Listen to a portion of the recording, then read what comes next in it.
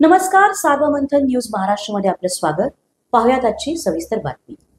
राहुरी येथील संत गाडगे महाराज आश्रमशाळेत एका शिक्षकाने शाळेतील अल्पवयीन मुलींबरोबर अश्लील कृत्य केल्याचा धक्कादायक प्रकार घडलेला असून याबाबत राहुरी पोलीस ठाण्यात अल्पवयीन मुलींच्या 25 वर्षीय आईने शाळेतील गैरकृत्य करणाऱ्या शिक्षकाविरोधात गुन्हा दाखल केला आहे.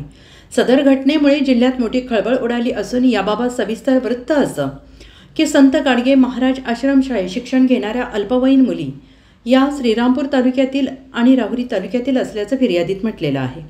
दिनांक 5 एप्रिल रोजी दुपारी 3 वाजण्याच्या दरम्यान विद्यार्थिनींची आई गाडगेबाबा आश्रमशाळेतील एका शिक्षिकेच्या मोबाईलवरून विद्यार्थिनीने आईला फोन करून सांगितले की माझ्याबरोबर शाळेतील खांडवे सर हे वाईट वागतात, तू मला भेटायला ये. आणि यानंतर 25 वर्षीय विद्यार्थिनीच्या आईवडिलांनी नातेवाईक भेटायला आले असता मुलीने सांगितलं की दिनांक 3 एप्रिल रोजी सकाळी 11 वाजण्याच्या सुमारास शाळेतील गणेश तुकाराम खांडवे यांना मी वही मागितली असता त्यांनी मला म्हटलं की मला एक पप्पी दे आणि त्याबरोबर माझ्याबरोबर अश्लील हावभाव करून माझ्या हाताला धरून त्यांच्या अवघड ठिकाणी हात लावला आणि अश्लील शब्दाचा वापर करत त्यावेळेस या विद्यार्थिनीला भीती वाटली आणि हात झटकून पुन्हा आपल्या जागेवर जाऊन बसली.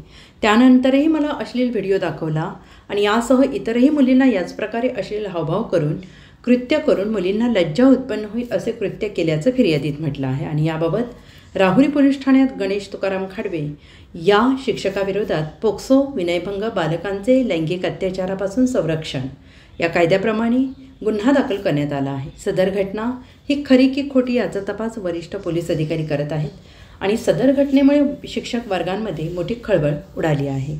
सार्वमंथन न्यूज महाराष्ट्र, राहुरी, अहिल्यानगर. मी माझी मुलगी इथे राहुरी शाळेत गाडगे बाबा आश्रम शाळा इथे टाकले होते आणि तिला तिच्या संग सर लोकांनी छेडछाड केली. तिला फक्त न्याय भेटा एवढीच माझी नम्र विनंती आहे. नाव काय त्यांचं नाव काय त्या ते सरांचं नाव, आरोपीचं नाव सांगा ना. गणेश तुकाराम खांडवे. तुम्हाला कधी कळाला हा प्रकार? आम्हाला शनिवारी कळाला प्रकार. फक्त आम्हाला न्याय भेटावा बस एवढीच आमची नम्र विनंती.